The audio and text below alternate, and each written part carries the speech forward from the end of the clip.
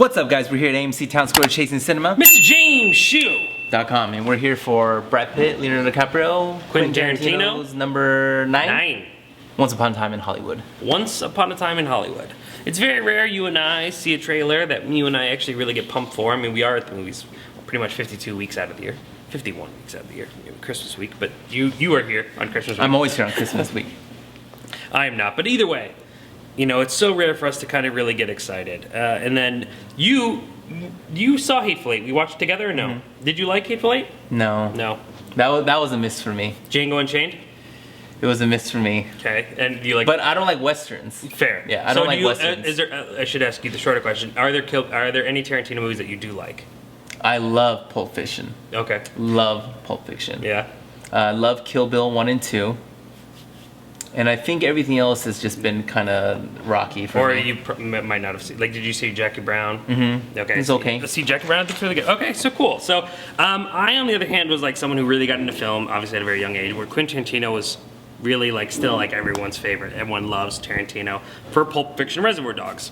I was always in the minority because I preferred. I don't even care for Reservoir Dogs. I preferred Reservoir Dogs over Pulp Fiction, actually. That's crazy. A lot of people disagreed with me, but that's okay. But Tarantino was never like my guy. Love what he did, but he wasn't my favorite. The longer Tarantino has stuck around, the more I've come to love his style, because I think as a filmmaker, he's matured and done some different things that Pulp Fiction and Reservoir Dogs, and I love the Westerns. For me, the Westerns were the game changer for me. I love Django. I love Hateful Eight. I've seen the Hateful Eight probably at least 16 times. Like, I watch that movie anytime I love that movie. And so, obviously, I think Tarantino is being at an older age, is talking to me more, and I'm more excited to see his project. Now you have some of the best guys working in Hollywood. Leonardo DiCaprio. Brad Pitt. He's in 2 of my favorite films of all time. Yes. Inception and Titanic. Mm-hmm. Okay. We have Brad Pitt. Not in any of your favorites. No, but I love Troy. But who doesn't? I love Fight Club. Who doesn't love Brad Pitt? You have Margot Robbie, who you love. Harley Quinn. Wolf of Wall Street. Acting with Leonardo again. I didn't even realize that right now. And then of course you have the name behind it, Quentin Tarantino.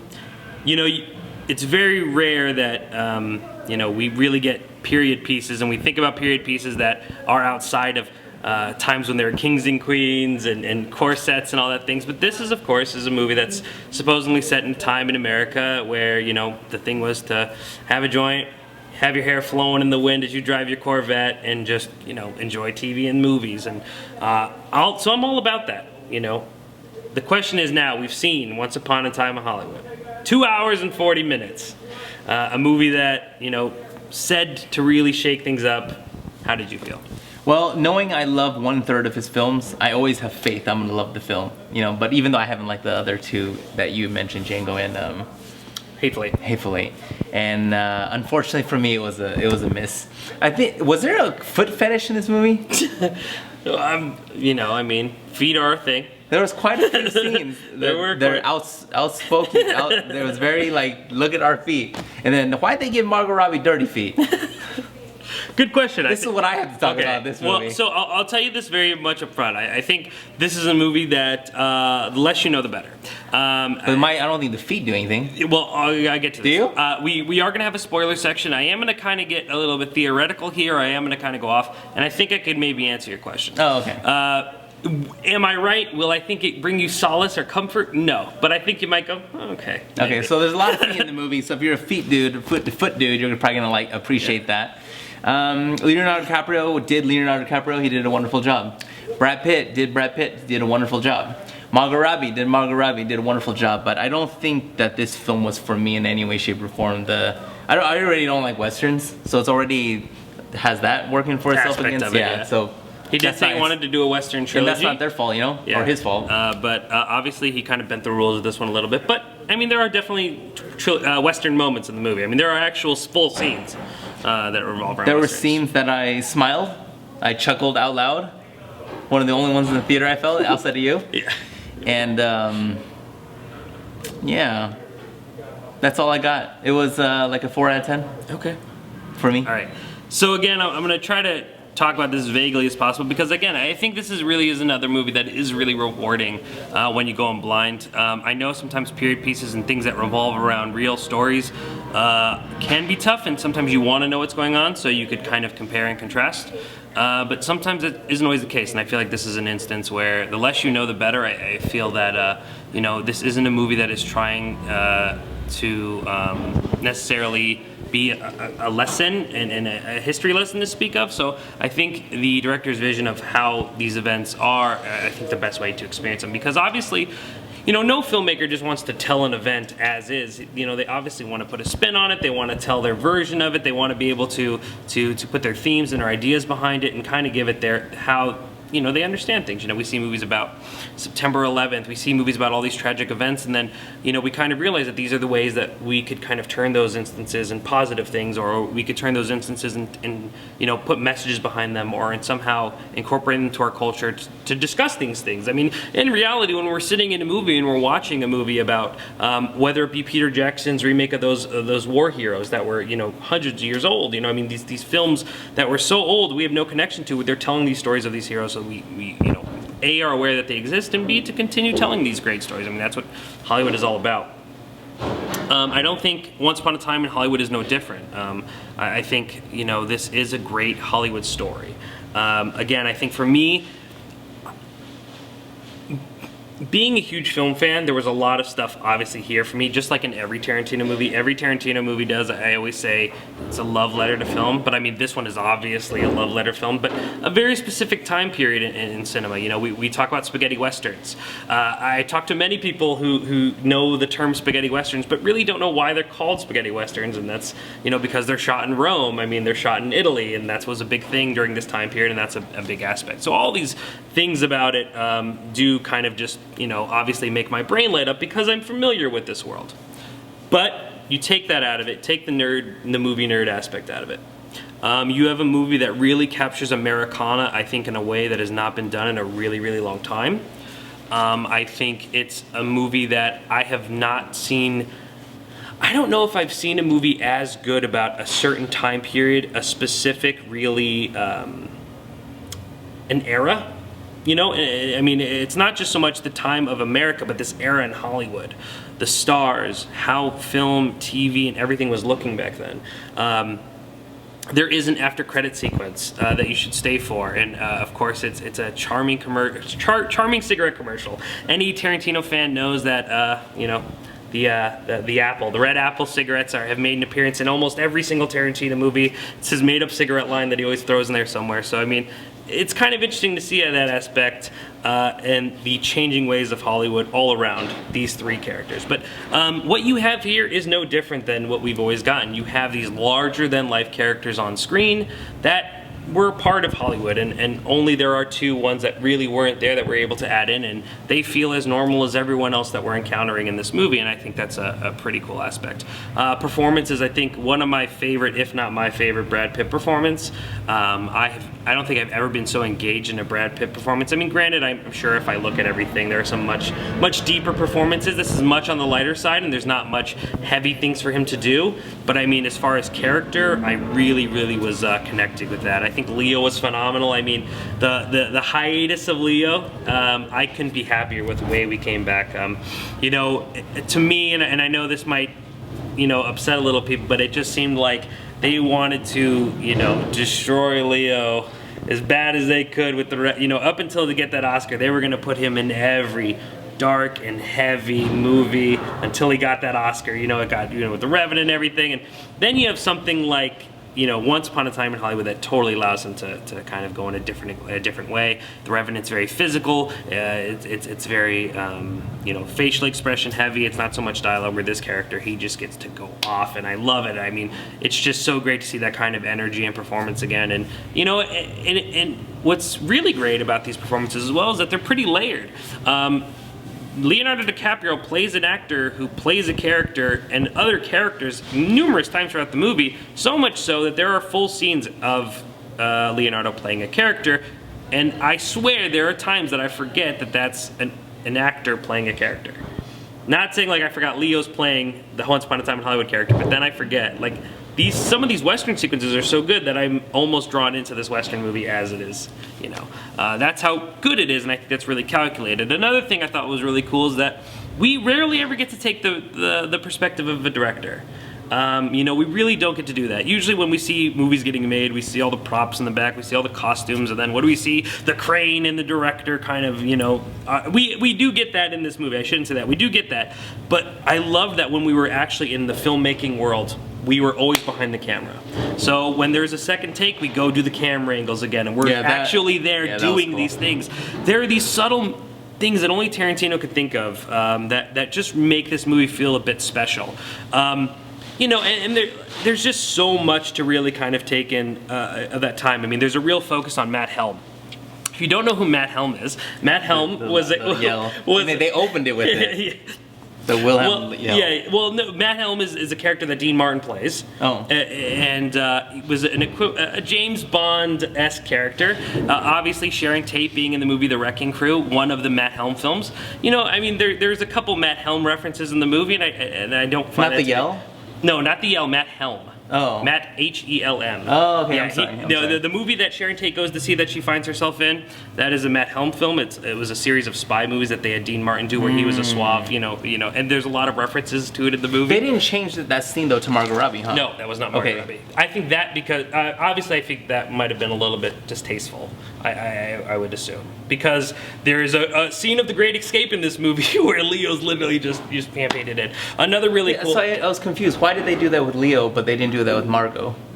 I think to erase the imagery of a person who's passed on, it would be viewed as extremely distasteful. Obviously, The Great Escape. You have Steve McQueen, who makes one of my probably one of my favorite parts of this movie here. Who it's so subtle. And again, for those, you know, I know a lot of kids hear Tarantino's name, they see Pulp Fiction, they might go see this movie and be kind of lost on all these references. But again, all of these little subtle things, while might not seemingly important to the big picture, is we constantly are meeting these larger-than-life characters that actually stood in Hollywood. We met Bruce Lee. You know, a guy who, of course, we all respect and love, and literally kind of, you know, revolutionized American kung fu cinema. But at the same time, there are a lot of stories about Bruce Lee, you know, talking very, very confidently about his abilities and the things that he's able to do. Bruce Lee is a legend. We talk about Bruce Lee like he was not real, not human, and that's shown in this movie. There are people that were in Hollywood at that time that we considered icons, bigger than life. And I think, again, that movie reflects on the ideologies of, we watch these characters on screen, we watch them on television, we hear them on radio, we watch them in movies, but the real life characters are literally all around us, or in the world that we're in, and I think that's a big thing too. I think Tarantino is trying to do so much here. I mean, there's so much to cover. I think there's the aspect where Tarantino took a time period, probably, I mean, out of his childhood. I don't know exactly how old Tarantino was in 1969, but I'm sure it was a very pivotal time of him going to the movies and falling in love with cinema. Cinema was changing, black and white was dying, television was kind of coming to the point where film was really, you know, wreaking havoc. All these things are kind of incorporated while taking on these larger-than-life characters, and all to build up to what the conflict becomes. I think if anyone has issues with this movie, I think it's because the trailer might have misled them. But in all fairness, especially coming after a movie like The Lion King, I think it's the best thing that audiences could get. And I'll get into that more in spoilers, but I really do just kind of feel this really, I mean, in reality, I think it was fresh. I think it was, I ate it up.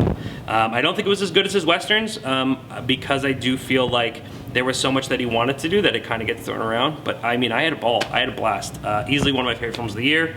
I would rank it up there with, you know, with his work. I would love to just, I'm waiting for all 10 to do the top 10 list, and we could really kind of put it all together. But I mean, there wasn't much I didn't like about this movie.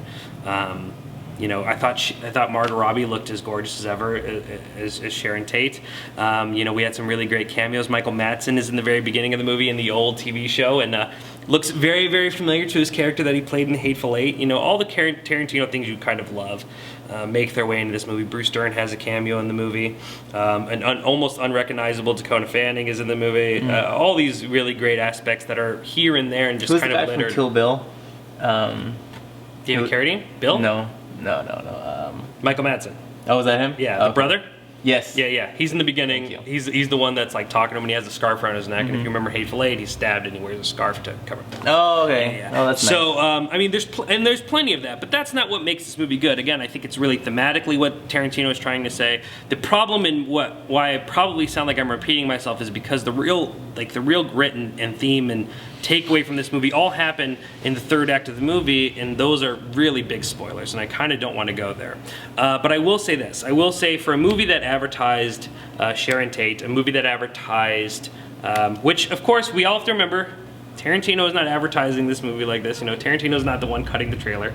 So you have to mind that as well, so you can't necessarily blame him. But, you know, people, you know, getting a shot of Charles Manson in the trailer, I think that leans them to believe a movie is going to be a particular way.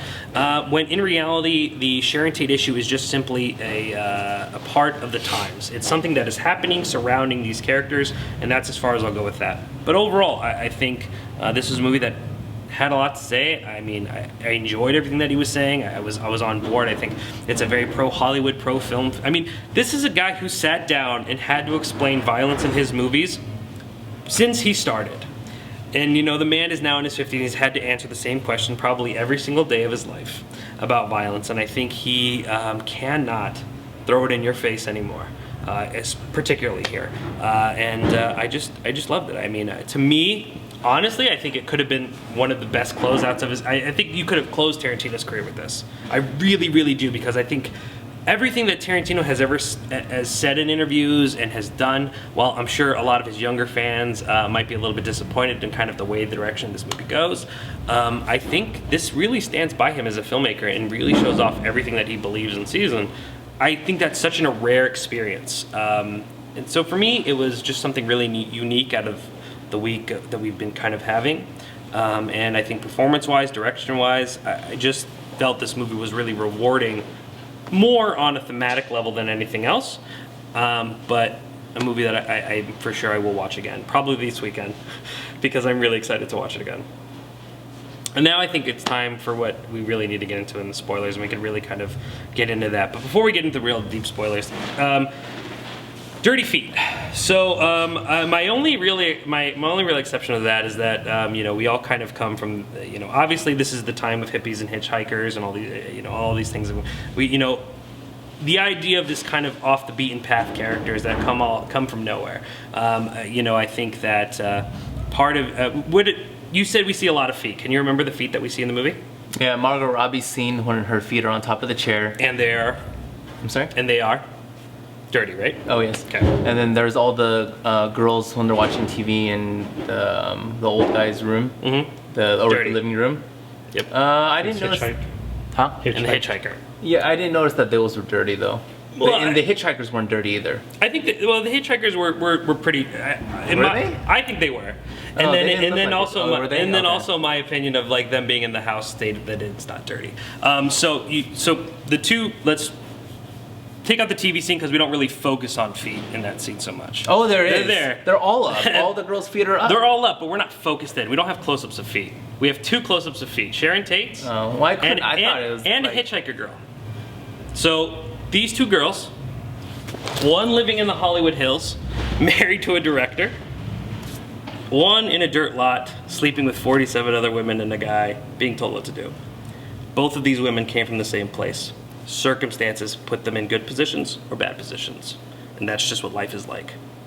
I think that the idea here is that these women could have went either way in their life from the past they came, and that's just how they ended up. That's my only way. What do you mean Sharon Tate came from the same? Well, I just mean that in life, you know, I mean from birth, either of these women could have gone. I mean, who's to say that Hitchhiker couldn't have been a director who met Roman Polanski? I mean, we hear it in the movie. I mean, Sharon Tate was dating a very successful guy. She was becoming more successful, married a very famous director who was really hot at the time, and then became, like, you know, I mean, Sharon Tate, unfortunately, while very big, is more known for the event than, unfortunately, her career. I mean, and of course, this is, you know, I mean, I'm not saying Sharon Tate was not an icon, but I mean, she's not like, you know, a name that people will remember for performance. If I ask people to tell me Sharon Tate movies, I don't know if they could name them to me, but they'll tell me what happened to Sharon Tate. Yeah. So I think that someone who kind of fell into fame, which is a story we hear all the time. I mean, you and I being both Hollywood fans, you hear you fail upwards in Hollywood, they say. You know, I mean, one minute you're Barbra Streisand's hairdresser, the next minute you're producing Wild Wild West. Only in this industry can you do that. And I think that, you know, I just think it talks about how in life, the circumstances that we're dealt, there are just certain things that are going to happen to us. And I mean, I'll bring it back up towards the end, but think about it. The decisions of our characters in reality made a left at the very end of the movie. The decisions of our characters in this movie made a right. At the end of the day, like, it's just the simple circumstance of where they went that changed the entire story.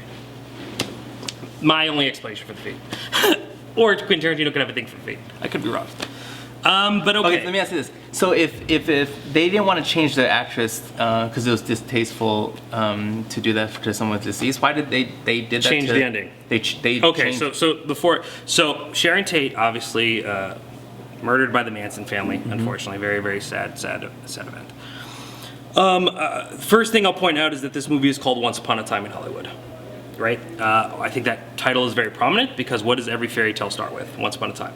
So, like you said, I mean, I didn't know that this movie had like blatantly told people that they weren't going to kill Sharon Tate, but once you have a title with like that, I mean, you are expecting a fairy tale. All fairy tales end with a happy ending. I think because nothing happens to Sharon Tate. Because I even said, when we first talked about this movie, I was in a conversation and someone asked me, well, like, what could you expect? I said, well, don't expect the Manson murder movie because this is just going to be an element. I know he's not going to focus on that only. Yep. For all I know, we could change it because what did he do in Glorious Bastards? Hitler was shot 55 times or a bazillion times with the gun and, you know, no one cared, everyone cheered.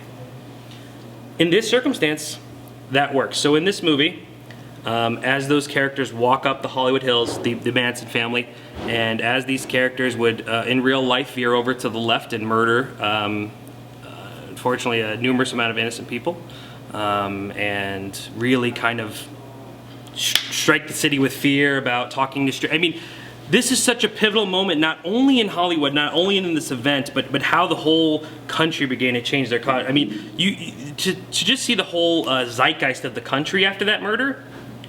Don't talk to strangers. Stranger danger. Don't talk to them. I mean, the fear that Manson put into this country was insane. So if you were to tell a Hollywood story, what do? You give it a happy ending. The reason why I think that you're able to not kill Sharon Tate and it not be distasteful is because you let her win. In this movie, the good guys won. Hollywood wins. America wins. And in this very, like, brash way. Manson struck us with fear,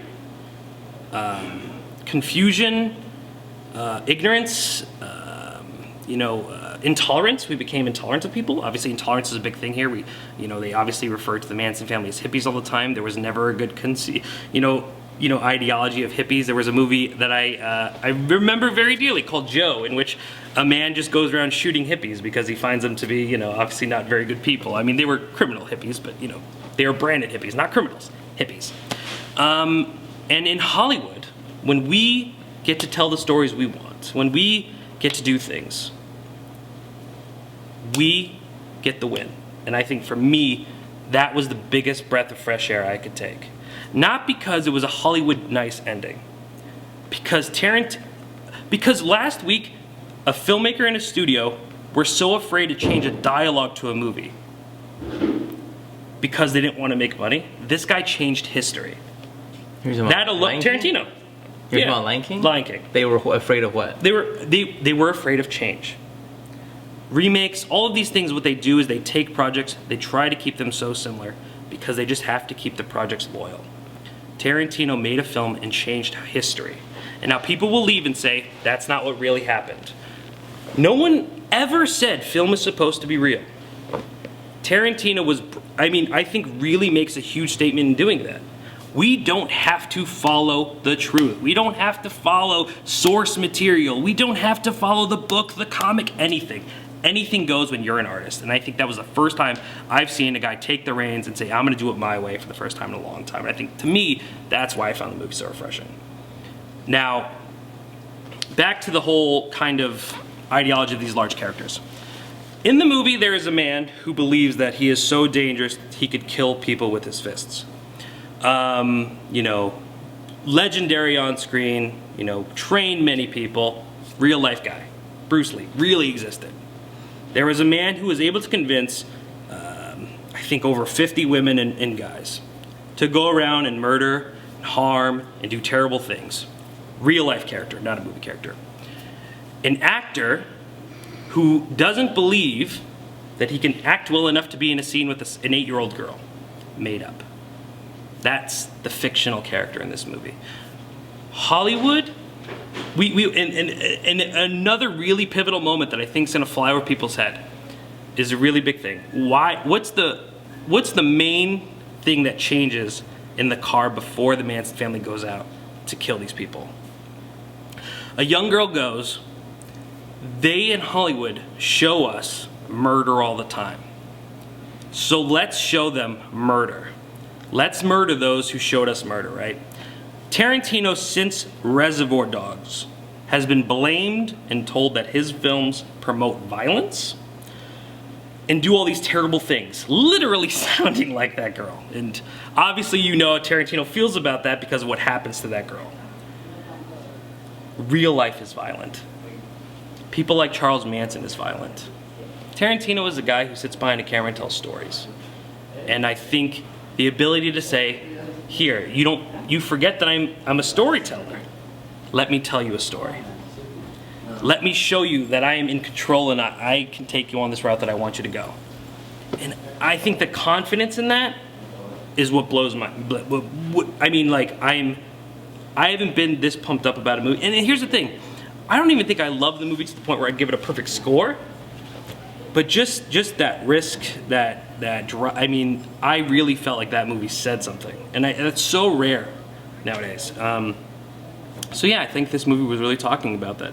You know, really kind of making us really look at ourselves. Like, where is the violence? Where do all these things come from? Where is the evil? Is it really coming off of our screens when we had, you know, when we bombarded ourselves with violence, but the good guy always won? Or was it really the people around us and the way that we separated ourselves and called each other names and degraded each other and said, you hippies stay there and we're here, and all of these things, was that what caused the violence, or was it the TV? And this movie makes you look at both angles. It makes you look at the glamour and the glitz, and that all these men were really just guys trying to get a job. They were guys screaming and crying and drinking themselves to sleep, when out there were people murdering each other in the streets. And I think that's a pretty intense thing to say as a filmmaker. And I also just think, as anyone, seeing a woman get saved is a good thing. And while unfortunately Sharon Tate wasn't able to be saved, at least in this moment we felt like, what would have happened if Sharon Tate didn't die that night? And we got to see, like, maybe what if. And I think, to me, telling that story is, you know, that takes balls. That's an easy way to say it. Did I change your perspective at all? No, not at all. That's fair. But that's okay. Yeah, that's fair. But that's a bummer, because I think this movie probably does more and will say more and do more thematically than I'd argue probably 5 of the movies on your top 10 list at the end of the year. But, you know, maybe we could rewatch it together. No. No, okay. That's fair. I think it was a movie unbelievable. I think it was really, really good. I think it challenges you. I don't think it's a movie I don't think it's a movie for people to go and sit and to be entertained. I think it's a movie that, you know, like most of the movies that I love, makes you work. I think I've covered everything that I wanted to. I mean, the soundtrack's great, performance is great, cameo's great, the theme. I mean, you know, Hateful Eight I loved. You know, there are such subtleties and it feels like such a moving theater. But does it say as much as Once Upon a Time in Hollywood? And that's what gets me. I think I'm more entertained watching The Hateful Eight, but Once Upon a Time in Hollywood will stick with me, I think, just because of how important I felt that was. Was there anything that I missed that you wanted to talk about, or anything that I tackled on that maybe you want to bring up? No, I guess I'm still confused on the why it would be distasteful for Margot Robbie to. I guess I don't get that, but okay. That's okay. So, because Sharon Tate was a real living, breathing person. Yeah, but you're taking away her story. That could be, or that is distasteful. Are you, or are you not giving her story? Either one. You're not. No, I don't think it's either one. I don't think it's either way. In one story, you know, Sharon Tate was, you know, had to lose, unfortunately, and I think in this one, we kind of look at the what ifs, and I think I get, but I don't understand why the other one would be distasteful. Because you're getting because that's the actual woman who passed away. Okay, that's a real the actual way she passed away. Okay, but you're taking a really positive, beautiful thing, a woman in a movie that I'm sure her grandchildren watch to this day, and would not want to see Margot Robbie's face there. Okay, and then there's people that wouldn't want to see that as Bruce Lee being thrown on. There's people who love Bruce Lee so much wouldn't want to see him. The way he was portrayed was very, in a negative sense, very cocky and very. Yeah, and that's not a bad thing. That's not a negative thing. I could see it. People seeing that distasteful. People could see that distasteful, but But if that's Tarantino's intention, then so be it. My job is not to argue whether something is right or wrong. It's just if the filmmaker has done it that way. If you took Quentin Tarantino's Bruce Lee as a negative connotation. No, I'm just saying I could see people saying that. I think part of it is that, I mean, there's a lot of stories about Bruce Lee being pretty ridiculous, but obviously I think there's an inflation. No, there is. There's an inflation but of characters. the bigger way that Bruce Lee is portrayed is not that way. Yeah. There are stories that Bruce Lee was that way, but every other story does not portray him that way. But this also isn't Bruce Lee's story. It's just like it was Sharon Tate's. Yeah, well, I mean, this movie is really embodied on the sense of Sharon Tate.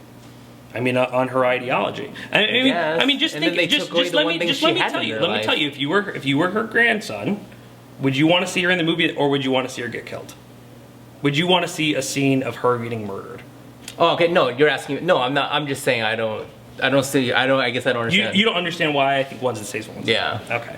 I don't know if it's necessarily the most entertaining for air, but maybe we could get into it. I mean, to me, I think it's pretty obvious. I think one is a tribute, is a way to say, you know, this was this woman. We idolize her. Let's take literally 5 minutes out of the film to look at who she was and relish in the beauty. Let's not look at the blood. Let's not look at the event. Let's look at the person. Let's look at what she did. Not look at the event. And I think changing that eliminates that whole issue of her death being distasteful. I think it was the exact opposite. I think keeping her out of the frame, keeping her out of the shot, all of that until the very end, I think was perfect. I think for me it was anything but. And anyone who felt or watched that Sharon Tate murder, or I'm sure anyone who probably lived in the 70s who have any hatred of Charles Manson, will cheer as every single one of those Manson people get their face broken. And well, I'm sure that's why Tarantino did that whole scene of like overdoing it. But unlike Inglourious Basterds, which was like that, which we did get here. I mean, that scene when he's just hitting that girl's face, I mean, that's literally what it is. It's just us to just cheer and say, finally, like, you know, we won.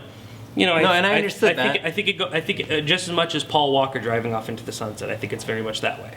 I think but I understood that. Yeah. Well, that's what I'm saying. I don't think it's distasteful because he gives him that goodbye moment. That maybe. No, I'm not saying it's distasteful. I'm saying you're saying it would be distasteful for them to. You were saying that. That's what I'm saying. I don't understand. It would be distasteful to change her in the film. Correct. Yes. I'm not saying anything about the murder. So you don't see that as distasteful. No, I'm saying I don't understand what the difference would be, though. Okay. All right. Well, so be it. Yeah, I'm not saying it's distasteful. Yeah. But you understand why the movie. I was saying that the Bruce Lee thing, some people could see that as distasteful. Nothing to do with Sharon Tate. Yeah, sure, but I don't think it's on that sense of like someone who was murdered. It's. Oh different. no, I'm not saying that. I'm just because you were saying that. No, I hear you. Yeah. And I said, you know, if you take that scene in a negative connotation, that's okay. But you're also not dealing with someone who was like brutally murdered. So I think the circumstance of picking fun at Bruce Lee is a lot easier than picking fun at Sharon Tate. Anyway, not super relevant, but. I mean, I guess it kind of is, but I mean, maybe people will find it distasteful. I didn't. I felt like, you know, I honestly got. Well, there are people online that are saying fair. Yeah, there already are. Fair. Yeah, there are people saying that when they announced that she isn't going to die in this movie, there was already an eruption of people saying, "Why are you taking that away from that's her story? Why are you taking away her story?" That's fair. And you're making it. And again, I think that goes back to the idea that Quentin Tarantino is not a historian. Anyone could look up his biography and find that out. He's a storyteller.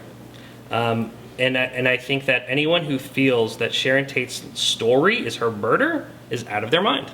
No, I think people are saying. I know. People are saying if you're going to use real life characters in a movie, you don't need to change their stories. I think what people are saying. Fair. Which makes sense. No, I understand it, and I definitely see people conflicted. Like if there's a movie with Bruce Lee, and then they say that he was in comedy dramas, you know, what's the point of that? That never happened in real life. Is all I'm saying. Okay, but see, that's what. My whole thing is that's right. But this whole movie is literally about why we did it. You know, we did it to finally, you know, win that war and to finally show that Hollywood isn't the bad guy, and if anything, that's what band us together. And we, I think that movie is trying to say why that's worth telling, and I think that's why. I think beyond even how you see tasteful or distasteful, the biggest difference for me as a film critic when I'm watching something that could be argued either way is, does the movie earn that moment? For me, 2 hours and 30 minutes of this movie earns the 10 minutes that are going to piss people off. So I think there are plenty of situations where you make fun of actors and you do all these terrible things that are distasteful because the movie doesn't earn it or it goes out of its way. I think Tarantino was really trying to, in a beautiful, I'm trying to think of a good sin. I think he was just trying to give her that send off that maybe that actress deserved. And I think, to me, I don't know if this movie would have. I thought they did that though when they were beating the crap out of, when Brad Pitt was beating the crap out of the Manson family. Yeah. I felt that. I was like, they're earning this. They're earning. I felt that. We've done this, and we all have been sitting here thinking like, and these people are gonna, this poor woman who has a baby. Those are all very. And and I love that too, that, one of the big things about this movie was Tarantino got asked, why'd you have Margot Robbie in it? She doesn't really have any lines. And she doesn't. Mm-hmm. That was really, like, the trailer of the movie. But again, I think, and I think that part of it too is that Sharon Tate is not supposed to necessarily be a character as much as she's supposed to be a presence in this movie. I think I really do feel like this movie, while it obviously changes her history, memorialize her in a way that she becomes an icon above all else. They really do kind of make her this presence of this innocence that America lost. And and I just think this movie begs that, like, just in terms of country and innocence, and look, and again, from not even Hollywood's sake, but America's innocence was shed, blood was shed that day. Yeah. An innocent life, and we got scared, and what did we do? We blamed the television, but was it the television? Was it those things? And I think it was just, what if we weren't cheated? What if her life wasn't cheated? And I'm sure that's got to be tough for people close to that, but I think it was earned. So fair for me. Fair enough. Good stuff. Watch it again. Let me know what you think. I'm so pumped. I can't wait. Because in reality, the problem is we need to watch together, and I can just be like, every time. Because like that whole Matt Helm thing, the entire time I just wanted to be like, does anyone know? Does anyone get that Matt Helm reference? But the Steve McQueen stuff I thought was good too. All the Hollywood stuff. But that's just Taryn being cheeky. It's all really in that final moments where you're just like, wow, and a barrage of emotions, And it gets ridiculous. It gets really ridiculous, but.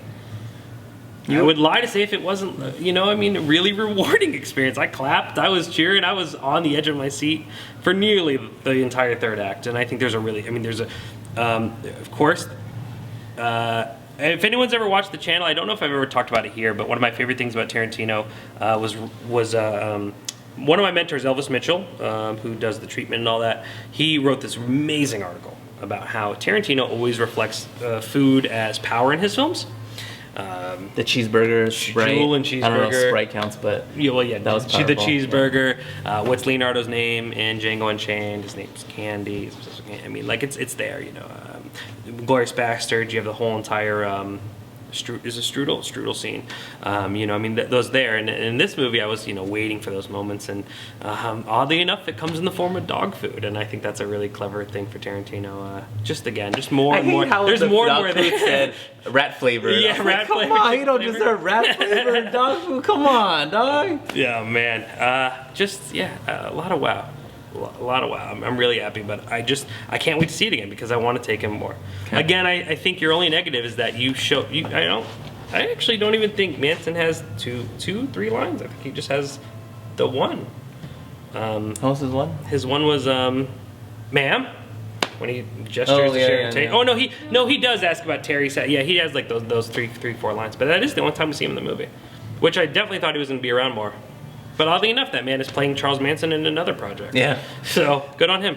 I thought we would get more, because I think that's a really good, again, a good Hollywood story. The guy who played Charles Manson in 2 separate movies, he got cast with either of them knowing that he was playing Manson in other projects. That's a cool story. Oh, I didn't know that part. There's a they lot didn't of know that? They didn't know, not at first. No, Oh, that's cool. A lot of Hollywood stories like that, and those are all represented here. Like you said, that Bruce Lee, while obviously not real, but I'm sure comes from something that's probably kind of real. Someone probably said, you realize in real life that the people were beating him up, and it was easy. That he was definitely for sure was like Bruce Lee tried to fight a stunt guy and then got his ass kicked. I'm no, sure but that's what I'm trying to say too. Is like that could be disrespectful to certain Bruce Lee fans. That could be. I'm not. I'm not offended. I'm just saying that when I was watching that, genuinely, I said, "Oh, they're going after it," because, and I am familiar that people were. There's a lot of people that do say that Bruce Lee wasn't even. It was nothing. Okay. Like he knew Jeet Kune Do. He found Jeet Kune Do, and he did all that. But so my question to you would be the same thing that you asked me then. If that's the real true story of Bruce Lee, then why would you take that from him and make him a made-up character? No, that making that is the made-up character. That's not who That's not. Who most society doesn't want to accept, but if there are maybe not accept, but we won't know. But if there are Hollywood stories that say that, why do we not take those as truth? Because he was a Hollywood star. Because well, there was no Hollywood story that Sharon Tate didn't die. I don't think that's a good example. No. There are Hollywood stories of Bruce Lee being that way. Yes. So that's not unmented in truth, right? Like that, there's some truth to those stories. Yeah, I know, but so I don't know why that's not disrespectful, but changing Margot Robbie's face to that actress because you are idol. Okay, again, I don't think it's something that we could we could go back and forth and film because I see them as completely different things. Bruce Lee is not a main character of the movie. It's not about Bruce Lee. It doesn't really go into depth about that character. He wasn't brutally murdered. I feel like someone's gonna watch this saying, "Of course, the Chinese guy's saying that." But I don't even care about Bruce Lee. I don't even care. Yeah. I honestly don't. It's not that at all. But. And it's immortalizing someone else. I don't know how else to put it. But you're de-edifying Bruce Lee in the same movie. But Bruce Lee's not the one that they're trying to immortalize.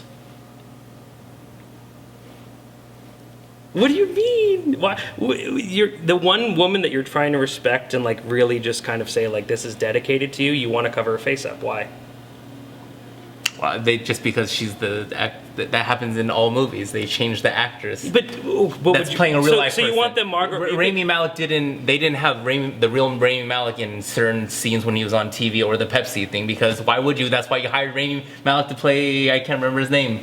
Freddie Mercury. Thank you. Yeah. But Freddie Mercury again wasn't brutally murdered. That makes it a sensitive subject to change. So and again, I think that's why they changed the ending.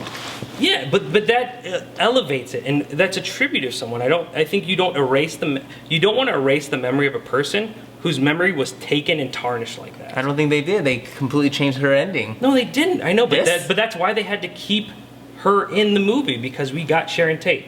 Do you think Sharon Tate wanted to be remembered as the girl who was murdered, or do you think she wanted to be the one who was in that movie?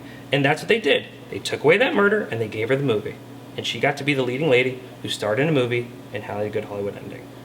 I think that's literally the point of the movie, So you can't change her because what happens? You put Margot Robbie and then you show a picture of her after. Why? Just let us relish in Sharon Tate as she was.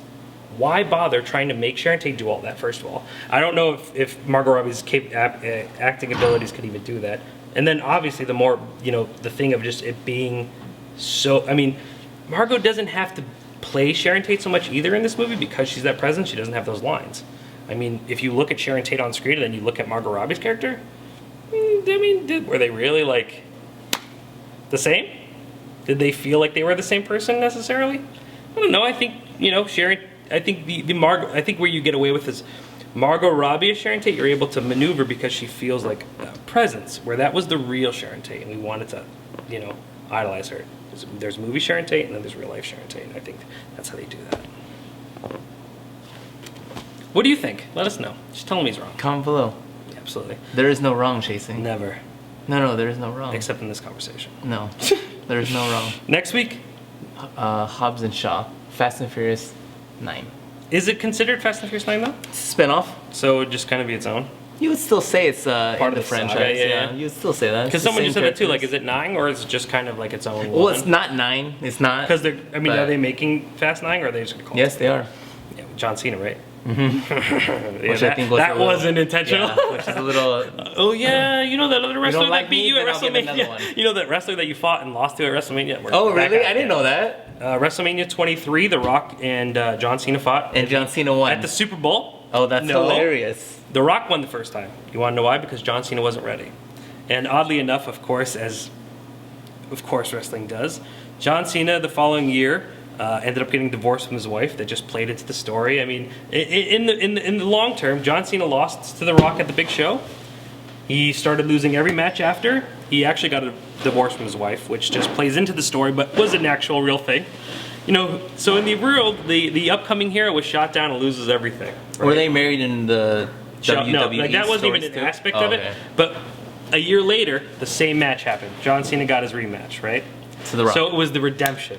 John Cena lost everything, literally, even his wife. And, you know, again, not real, but it works. And then he comes back and beats The Rock.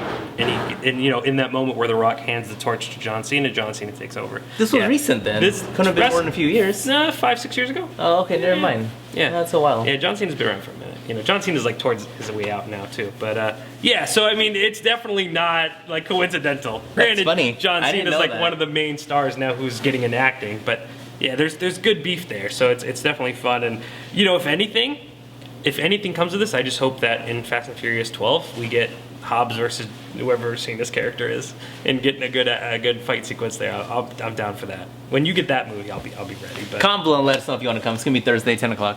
AMC Town Square. Make sure to join us here for discounted tickets and join us for conversations like this because these happen when the camera is off and on. So. And it's interesting to me. Yeah, and you could have waited. How could someone see so much in this movie that I didn't see? But that's what I love about film. Honestly, it's why I love it. Absolutely. You know, it's an amazing thing. Yeah, it really is an amazing thing. It's a beautiful. Like I want to understand you. Maybe I will. I thought I gave it. No, I'm I like gave hearing my you. all. I'm hearing you. You hear me, but you didn't feel it. That's I fair. didn't. That's fair. But also maybe it's because I have a problem with old movies. You know this. I was so happy because Maybe that's my problem. I was so happy that like in the trailers they had the all HD of like all the, and then they were like, I was like, oh phew, because I was gonna be really upset if like they showed movies of these 60 movies and they were gonna be in But HD. it was all digital. Yeah, like So I was, No, he did it all for you. Yeah, he did. I'm sure he even filmed it on a. Yeah. Yeah. He There was no no mistaken, man. Yeah, I don't think there was any cutbacks. That dude loves it. And I mean, I felt it. I connected, you know. And it's just rare, you know. I mean, a total stranger that I've never met who makes me, you know, tells a story that I have no involvement in, somehow really connected to me. And like, you know, that's something not to scoff at. There's talks of his last film being Kill Bill 3. And then Star Trek, that's been the They conversation. don't do that. Don't do that. To me, this is the perfect send-off movie. Because I think everyone expects, like, I think everyone just expected the worst. I mean, I guess besides the people who read that But shit. I didn't expect you know? the worst. I expected but amazingness. That bums me out. Why did they release that? The Sharon Tate thing? Yeah. Didn't make a difference for me. Yeah, that's fair. See, Made me no it did. difference. To me, it did. No, because he was defending the honor of Sharon Tate. Yeah. No. I mean, yeah. He's doing what you're doing. But I think the shock factor of it works more in that moment when they're getting killed. Yeah, but this is after it came out in Cannes or whatever. I still don't think. I mean, I know people who are like, "What's that one again?" You know, I don't think. Oh, okay. We're really an extreme breed of knowing that. Following. Yeah, okay. I mean, that's fair. I would hope so. I mean, because I just think. But I'm a firm believer that the less you know in a movie, you always have a better outcome. So Very fair. Ken doesn't even watch trailers anymore. smart man, Wants to just like straight up. dude. They show too much. Like Dallas does that too. Just. I used to do it, and then I got lazy. Dude, I can't avoid them. Everywhere I look, there's a on YouTube, on my Spotify, anywhere I go, I can't avoid movie trailers. You know, so whatever. ChasingCinema.com is known as. Film Lovers website.